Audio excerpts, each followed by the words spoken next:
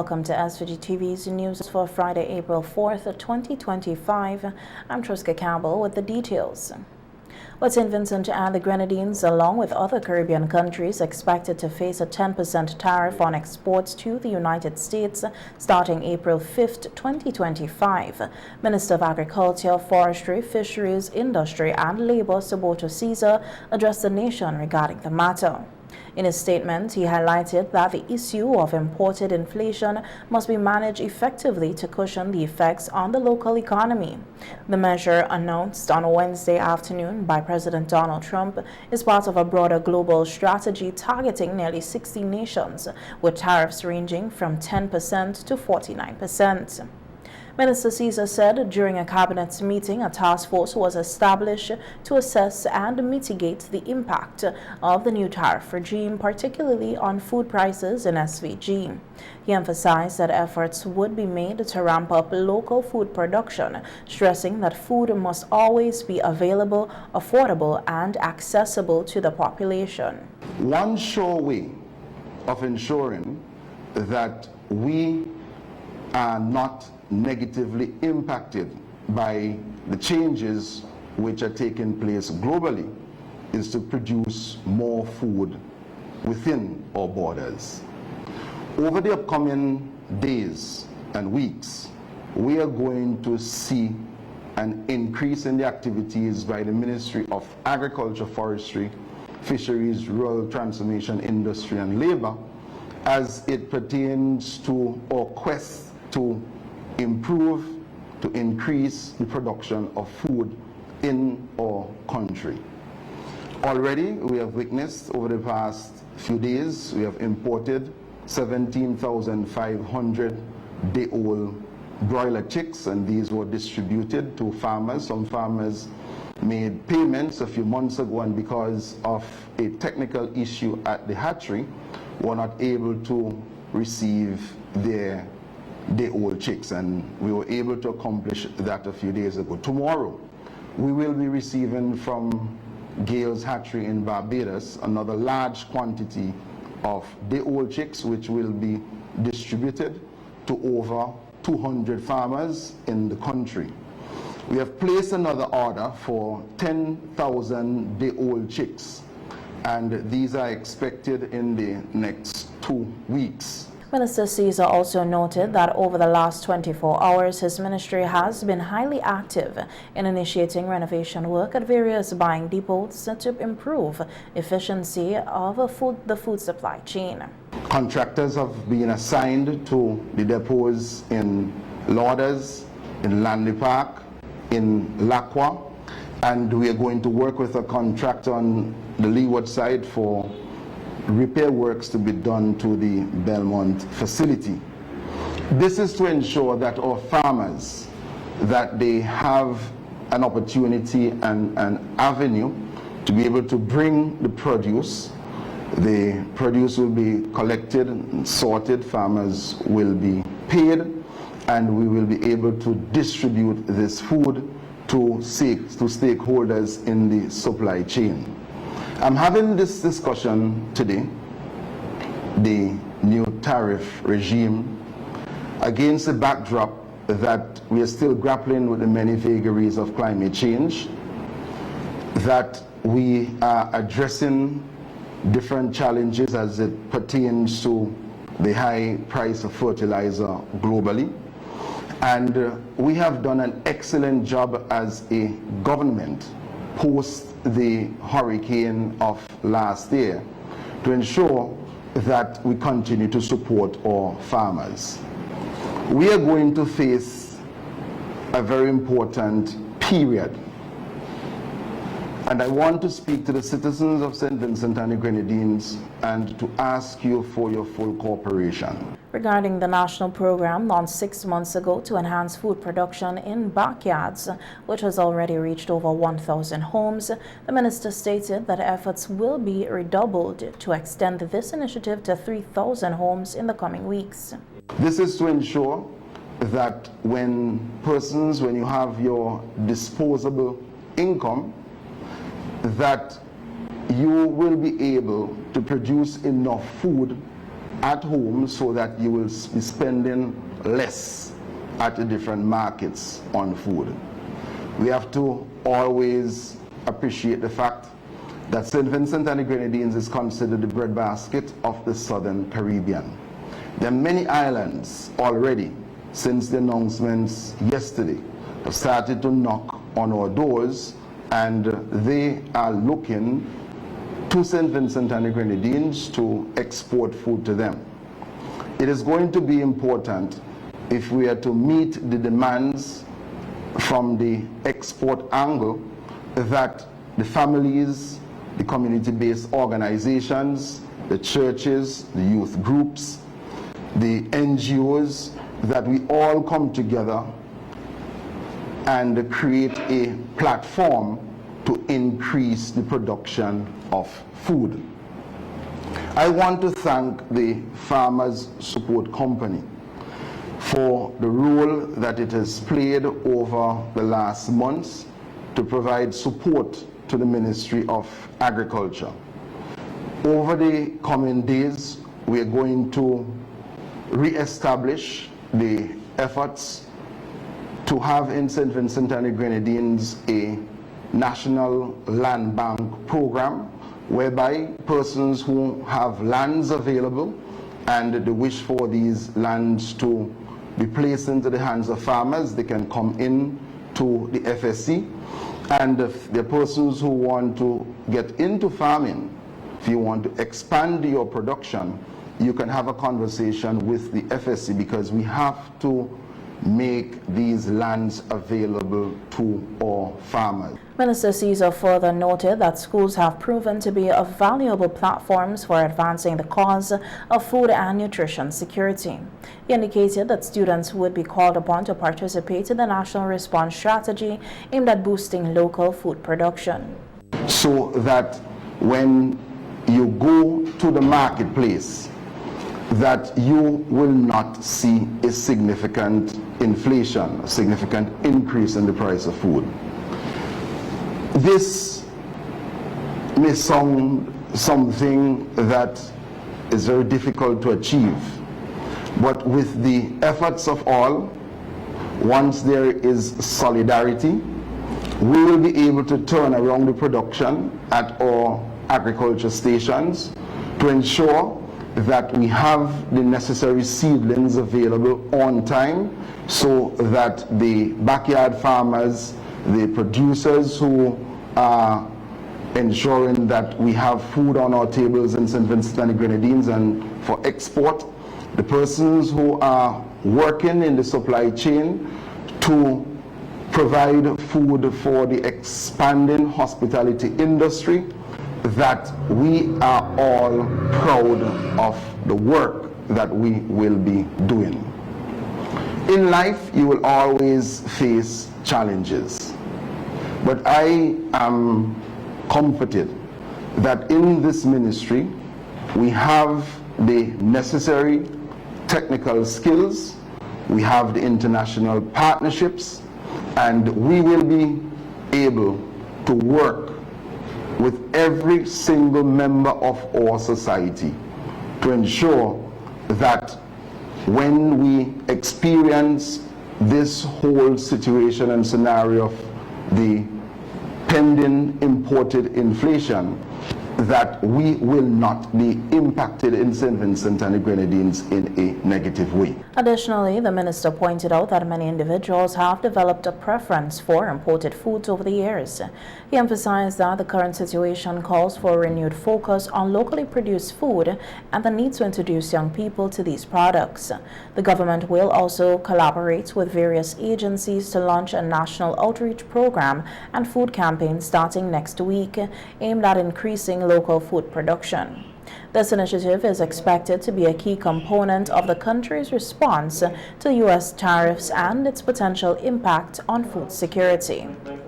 Delta Airlines is the newest carrier to service St. Vincent and the Grenadines, adding the destination to its flight network.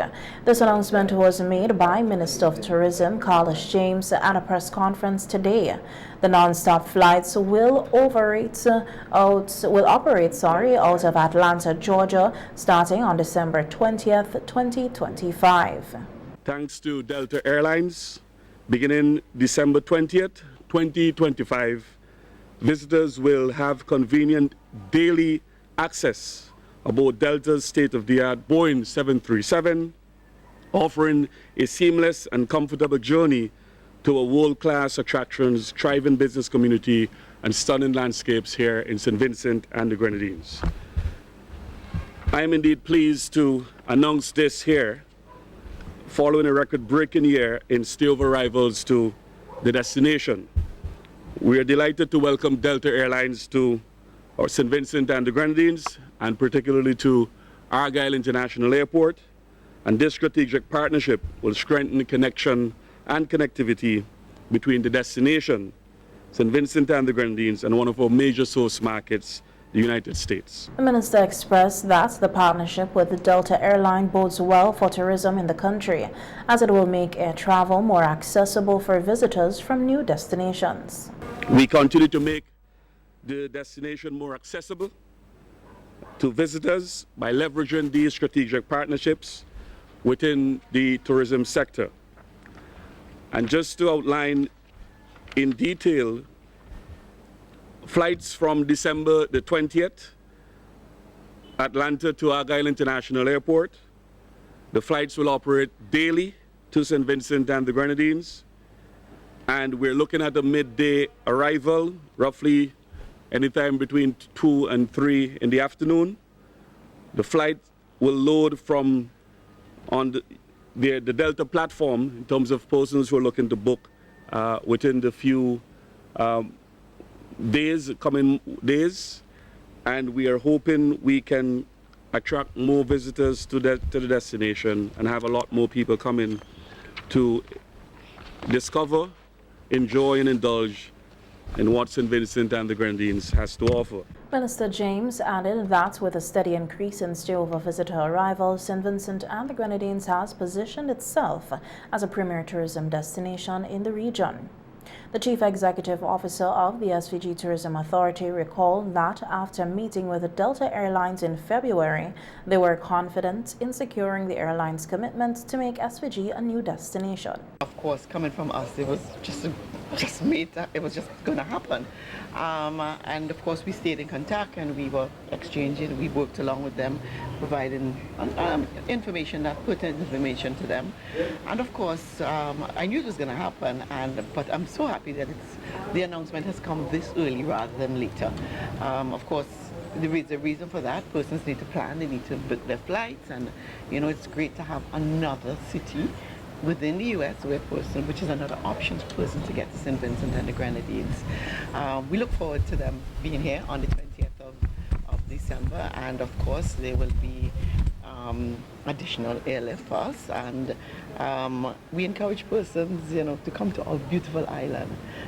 Don't wait on Delta to come, of course. We encourage our diaspora to come back home. We encourage visitors to come and just immerse themselves in the experience that is St. Vincent and the Grenadines. The Ministry of Foreign Affairs, Foreign Trade and Consumer Affairs, in partnership with St. Vincent and the Grenadines Chamber of Industry and Commerce, hosted a delegation of 32 students and 5 professors from the EGC Martinique on Thursday, April 3rd, 2025.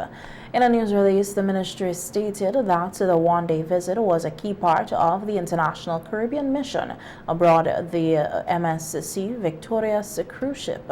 The mission aims to foster meaningful dialogue and collaborative exchanges between the business, the school, and key local economic stakeholders across several Caribbean islands.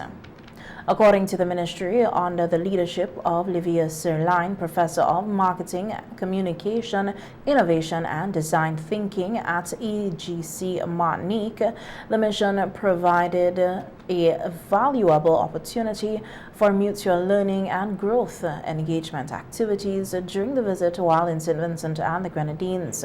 The group participated in the following activities: a guided tour of the Eastern Caribbean group of companies, a roundtable discussion with the Ministry of Foreign Affairs, Foreign Trade and Consumer Affairs, Invest SVG, St. Vincent and the Grenadines, Chamber of Commerce, Industry and Commerce, Hotel Alexandria, Sales Agro Products and designer Camilla Glasgow. The Ministry of Foreign Affairs, Foreign Trade and Consumer Affairs reiterated its commitment to promoting collaboration with the OACS counterparts, nurturing sustainable partnerships and encouraging entrepreneurial innovation within the Caribbean region. In other news, the struggle for survival by the spiritual Baptists in their fight for the right to practice their religion was highlighted last evening during a public lecture organized by the University of the West Indies Global Campus. Historian Dr. Adrian Fraser, who delivered the lecture, stated that the role of George McIntosh was crucial as he was considered a crusader for the cause. Dr. Fraser also expressed a view based on research that the spiritual Baptists were primarily centered in Calder. The first recognition of the Shakers was at Calder, on Calder Estate. And it is my view that, we know that the people who were enslaved came from Africa with no material things, but they brought their culture with them, their religion, their songs, their music. And based on diaries left by a few Methodist missionaries who preached to the enslaved, it was obvious that they were doing their own thing in their slave quarters. And we have that relationship with the Methodists. And in one of the criticisms, when they were debating whether Shakerism was a religion or not, they said that if it was a religion, why do they have to go to other religions? Why are they also involved in the Methodists and the Anglicans? The important thing is that at that particular time, just coming out of, after being enslaved, if you wanted to send your children to school, you had to put one of the established churches. You couldn't put down Shakers. You had to put Methodist, Anglican, Roman Catholic, whatever it was. The lecture was the second in a series of discussions focusing on the struggles of the spiritual Baptists in St. Vincent and the Grenadines. Fishermen who docked their boats at the Kingstown jetty in front of the fish market were instructed in a letter yesterday by the manager of the fish market to remove their boats. Failure to comply, the letter stated, would result in security removing the boats. President of the National Fisherfolk Organization, Winsbert Harry, is one of the boat owners who received the letter. Harry stated that while he is not opposed to removing his boat, the alternative location at Lomans Bay is already occupied by approximately 50 fishermen. Harry also pointed out that after 3 years since fishermen were relocated to Lomans Bay, the area still lacks proper facilities. He is adamant that until adequate facilities are provided, he and other fishermen will defy the order. That this is the only safe spot we have. Until things could be in place, we are not complying. We am encouraging the fishers not to comply. Let us all stick together with this here. Let us leave the boat at the jetty till we have either the minister intercede on this. As I said before, security is at a risk in Lomans Bay. There is no washroom facility in Lomans Bay. It's not to say that we the fisher folks is not willing to go to Lomans Bay. We are very interested to go to Lomans Bay. But we are asking the authorities, please put the necessary things in place in Lomans Bay. It ain't easy to have 55 persons dwelling on a beach without a washroom. So this is why you see the 10 boat, 15 boats are here. And what we have now, why other boats are here, because we have new persons coming to the industry. And when they was relocating person, there was no space in Lomans Bay. And this is why you have new persons buying boat, and then to get a good fisherman to go into the open sea, you have to come. In addition to the order to remove the boats, a new $25 docking charge has been implemented, which Harry believes is unreasonable. They're now telling us that we have to pay $25. And if you look behind me, you could see a Venezuelan boat that is that day. That boat is now selling fish to the local market. Our locals are now eating fish from that boat. And they did it almost since Tuesday. Nobody knows why is the arrangement they have. But for us, the local fishers, we have been told that we will not allow to leave our boat at the jetty. For instance, again, the increase that they put on us, 25 cents on every 100 pounds. My people, we the fisher folks is not want to increase the price of fish because we already know there's no price control on fish. But if things continue in the direction it will be going, we'll have to pay more for the fish when they come to the Kingston Fish Market. Harry also noted that he has been unsuccessful in initiating dialogue with authorities higher than the manager of the fish market, as the person in charge is only following instructions. SVG-TV News approached the minister responsible for fisheries, Saboto Caesar, yesterday regarding the concerns raised by the fishermen. Minister Caesar stated that he would address the issue on Monday, April 7, 2025. On April 13th, SVG Sailing Week will officially begin with the Bogain Village A Cup, which will take place at the Blue Lagoon Marina. Speaking about the Sailing Week on the sidelines of the news conference today, Chief Executive Officer of the SVG Tourism Authority, Annette Mark, expressed that excitement is building for the inaugural Bogain Village Cup, especially among sailors. The Sailing Week is really a very important marine event on our calendar. It not only is it promoting our beautiful island, we are known for our beautiful waters, our pristine waters, perfect sailing, the Grenadines. It is a development in that area. What it is that it's a preservation actually of the Beckway Regatta, the history, the culture, and not only do we want to bring persons to St. Vincent and the Grenadines or encourage persons to come to St. Vincent and the Grenadines, but we also want to showcase that history and culture in Beckway and maintain it. So while, yes, we're going to all have the fun, we're going to race, it's going to be the competitions, persons are going to come in, it is important that we also maintain that. Mark also added that there is significant stakeholder interest in the recommencement of the Beckway Regatta. And we are looking forward, we have some really good feedback and collaboration with stakeholders on the ground in Beckway, in Canawan, in Mairo. I think we're coming together of the minds and everyone to make this a very successful event. So just remember, opening is on the 13th, there will be the Bougainvillea Cup. That will finish on the 16th. Then sailors, everyone will come to, those who take part in the Bougainvillea Cup will then sail to Beckway, where the fun will continue, and the competition, the camaraderie will continue, and then we go into the Beckway Regatta.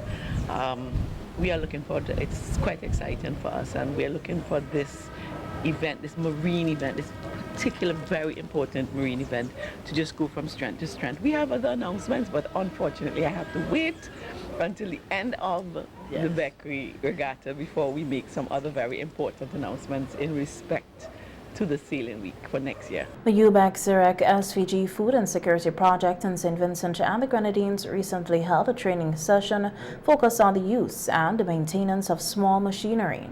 The hands-on workshop held by Keith Straw and Philbert Gould aimed to equip farmers in Region 1 with the essential skills needed to enhance their agricultural productivity. The project, funded by a World Bank loan, seeks to strengthen local farmers' capabilities and promote sustainable agricultural practices, ultimately improving the productivity and resilience in the agriculture sector.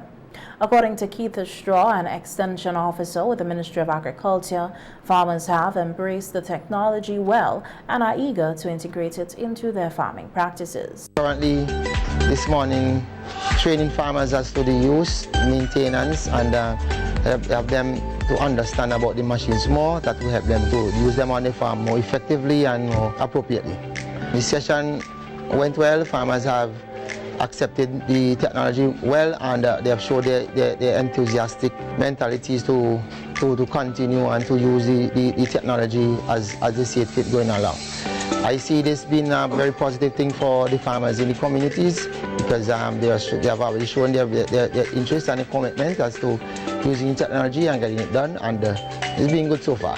Farmers participating in the workshop expressed their gratitude for the project's support, noting that it will significantly help them ramp up food production in their communities. It's very good for the farmer.